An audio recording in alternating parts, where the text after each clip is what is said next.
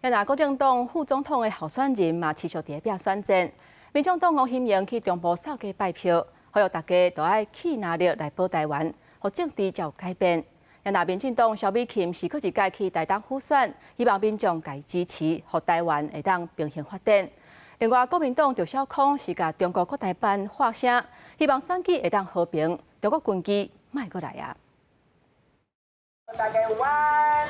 继续一日暗时，伫台中的造势气势，民进党副总统候选人吴欣盈初一继续伫中台湾用车队来拜票。对国民党对手赵少康讲，郭文铁加国民党豆腐，伊是直接来回击。谁有实力，就等1月13号见真相。超过15万的这个支持者，在主席的昨天晚上的造势活动，所以我相信这个氛围要弃蓝绿保台湾。要能让这个政治环境能翻转，这个意愿是非常强烈的。那只有民众党才可能完成这个任务。谢谢大家，谢谢。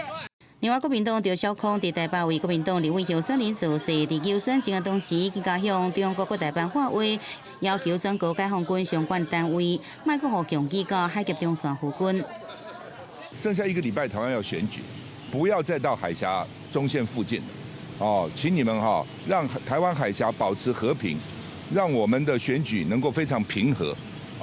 那因为每天这样来，给台湾人民是有压力的12月既然能降低，为什么1月不能降低呢？保持这个表示一个善意嘛。传统服饰。另外，民进党的萧美琴是到台东来辅选，伊申请人间国宝台湾族工艺家单立优美，请受长版的家来表达感谢，更加拍出进前伫花东服务政绩，期待未来台湾各地有更加平衡的发展。